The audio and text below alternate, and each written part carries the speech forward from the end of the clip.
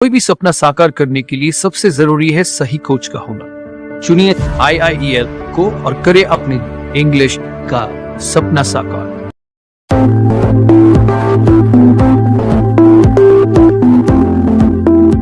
अस्सलामु अलैकुम व रहमतुल्लाहि व बरकातुहू।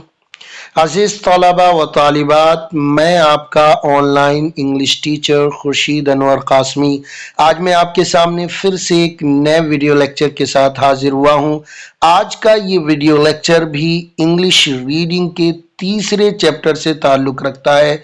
आपसे दरख्वास्त है कि इस वीडियो को एंड तक देखें। और वो बात फिर से मैं दोहराना चाहूँगा जो पिछले 2 सबक में मैंने बार बार बोला है कि रीडिंग कम्स बाय रीडिंग, पढ़ने से पढ़ना आता है। ये बात ज़हन नशी रखें कि ये जो वीडियो बनाई गई है या ये जो किताब आपके निसाब में दाखिल की गई है, सिर्फ इसका वाहिद मकसद है अंग्रेज़ी इबारतों में नाजरा खानी कराना, यानी अंग्रेज़ी इबारतों को तेज़ी के साथ पढ़ना सीखना है। अपनी इंग्लिश की रीडिंग की इस्लाह करना इस वीडियो लेक्चर से या इस किताब से मकसद है। अभी आप मुब्तदी तालिब इल्म है, तर्जमा मेरा मकसद नहीं, तर्जमा मेरा हदफ नहीं। मकसद है कि आप अंग्रेजी इबारतों को देखकर तेजी के साथ पढ़ना शुरू कर दें, जैसे आप उर्दू पढ़ते हैं और जैसे आप हिंदी पढ़ते हैं। और इसका वाहिद तरीका है और वाहिद सलूशन है बार बार पढ़ना।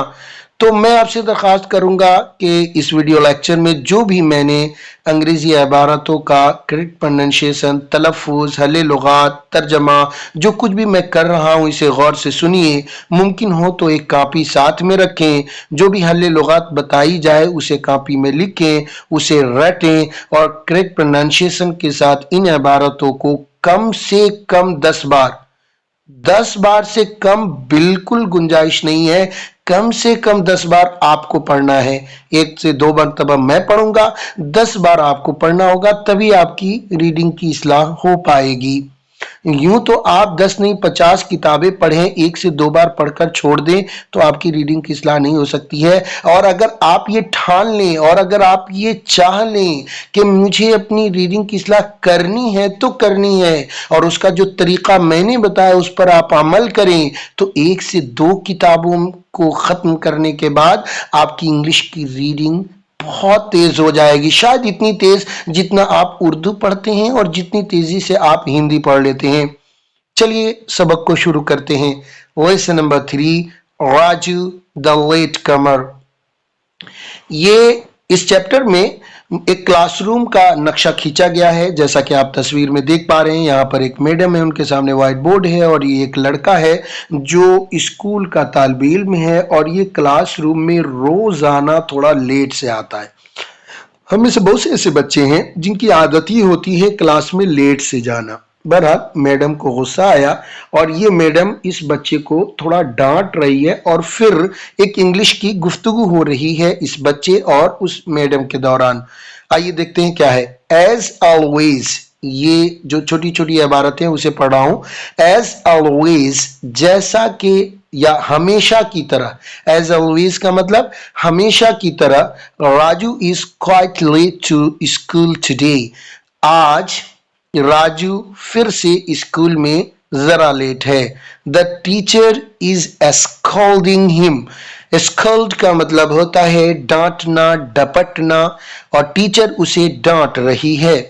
अब इस लड़के और मैडम के दरमियान जो इंग्लिश की गुफ्तगू है इसे गौर से सुने और इस पूरी गुफ्तगू को हिफ्ज़ याद करें। ये आपकी लाइफ में इंग्लिश स्पीकिंग यानी इंग्लिश में बोलने की सलाहियत भी पैदा करेगा। चलिए देखते हैं। राजू जब वो क्लासरूम के अंदर आना चाहता है तो डायरेक्टली नहीं घुसता है, बल्कि वो एक इजाजत लेता है।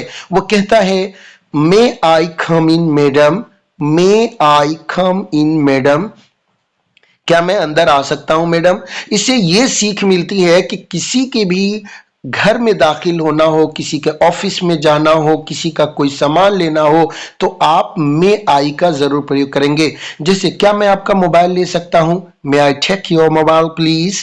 क्या मैं आपसे इंग्लिश में बात कर सकता हूं, may I talk to you in English. क्या मैं आप के साथ चल सकता हूं, मे आई अकम्पनी यू। तो इस तरीके से मे आई का यूज होता है परमिशन लेने के लिए। आप क्लासरूम में अगर आपको बाहर जाना है तो आप बोलिएगा may I go sir, may I go sir. अगर आप क्लासरूम में आपको टॉयलेट जाना है तो आप बोलिएगा may I go to toilet, may I go to toilet. इस तरीके से बोलिएगा। बहरहाल इससे इस जुमले को आप कॉपी में महफूज कर लीजिए और इस तरह 10 जुमले फिर से बोलिए जैसे राजू ने बोला, मे आई कम इन मैडम, क्या मैं अंदर आ सकता हूं मैडम। तो टीचर क्या बोलती है, आगे की इबारत वो गौर समात फरमाए। So it is you Raju, Raju ये तुम हो। ये बोलते हैं ना, अरे तुम हो। तो इस तरह की बातें करने के लिए इस्तेमाल करते हैं। So it is you Raju, Raju ये तुम हो। अगेन लेट, फिर ताखिर, गो बैक, दफा हो जा। डांट रही है ना, तो अंदाज भी ऐसे ही रखते हैं, चल दफा हो जा यहां से, गो बैक, निकल यहां से। राजू सॉरी बोलता है और कहता है सॉरी मैडम। इस जुमले से एक सीख मिलती है कि जब भी हमसे गलती हो जाए, किसी भी तरह की छोटी बड़ी गलती अगर हमसे हो जाए तो हमें चाहिए कि हम अपने सामने वाले को सॉरी बोले। चाहे वो जाने में गलती हो, अनजाने में गलती हो, सबकत लिसानी हो जाए, तमाम सूरतों में आपकी जिम्मेदारी है कि आप क्या करें, सॉरी जरूर बोले अपने सामने वाले को। तो चुनांचे वो बोलता है सॉरी मैडम। मैडम बोलती है teacher, every day you are late to school, every day you are late to school. रोजाना तुम स्कूल में लेट होते हो। इट इज एनफ, ये काफी नहीं है, इट इज एनफ, ये काफी है। No more sorry, no more sorry. अब मजीद सॉरी नहीं चलेगी। सर आर का जो प्रोनाउंसिएशन होता है ना, वो बहुत पूर करके, जैसे बिस्मिल्लाहिर्रहमानिर्रहीम, रहमान, इस तरह हर आर को पूर पढ़िए और आप इस सॉरी से सीखिए। सॉरी, हम लोग क्या बोलते थे, सॉरी सॉरी, गाली दे रहे हो क्या यार, सॉरी बोलना है डियर स्टूडेंट्स। सो आप बोलेंगे नो मोर सॉरी। अब मजीद सॉरी और ही नहीं चलेगी। चलो, राजू कहता है but madam I wake up a little late daily, मैं रोजाना थोड़ा सा देर से उठता हूं, सोकर देर से उठता हूं। मैडम पूछती हैं सो व्हाट, तो क्या। अरे क्या जबरदस्त जुमला है डियर स्टूडेंट्स, आबिजर से लिखने के काबिल है। इस सो व्हाट को लिख लो, महफूज कर लो, 100 बार बोलो, so what, so what, so what, तो क्या, तो क्या, तो क्या। बातों बातों में हम इस तरह बोल देते हैं ना, किसी से गुफ्तगू करते हैं, कोई बंदा बोलता है तो हम बोलते हैं तो क्या, ऐसा ही करोगे, जो भी तुम्हारा प्रॉब्लम है अपने पास रखो, तो क्या यानी उसका जिम्मेदार मैं हूं, सो व्हाट, तो क्या।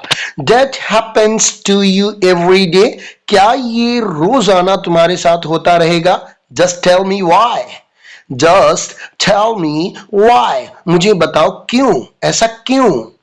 राजू जवाब देता है I am sorry madam, madam मैं माजरत खा हूं। I watch TV late in the night, मैं देर रात तक टीवी देखता हूं। जाहिर सी बात है कि गलत बात है, तो टीचर का काम ही है उसकी इस्लाह करना। तो मैडम यहाँ पर कुछ उसकी इस्लाह करती है, इन बातों को बोलती है और टीचर बड़े प्यार से कहती है लुक राजू, देखो राजू, लुक राजू, देखो Raju, TV is a useful means of entertainment and knowledge.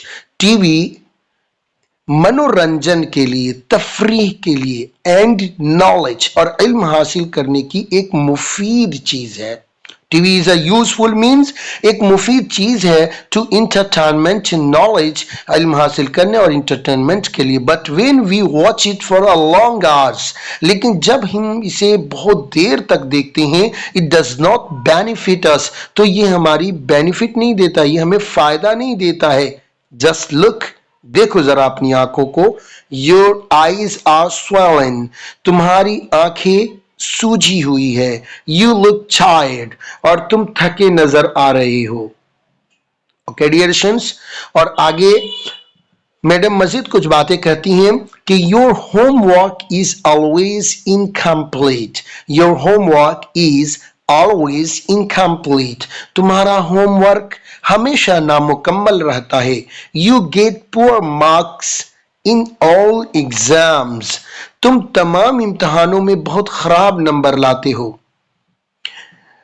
Madam की इस डांट और डपट के बाद और इस इस्लाह के बाद राजू को कुछ बात समझ में आती है और राजू कहता है आई अंडरस्टैंड मैडम, मुझे समझ में आ गया मैडम। गोया कि जब भी आपको कोई बात समझ में आती है तो आप आई अंडरस्टैंड का प्रयोग करेंगे। यहां से सीख लीजिए फ्रॉम टुडे, आज से। फ्रॉम टुडे का मतलब आज से। I am going to give up this bad habit, मैं इस बुरी आदत को छोड़ने जा रहा हूं।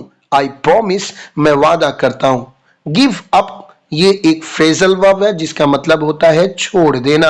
आई प्रॉमिस, मैं वादा करता हूं। From today on, from today on, आज से। First take care your school, सबसे पहले आप अपने स्कूल का देखभाल करो।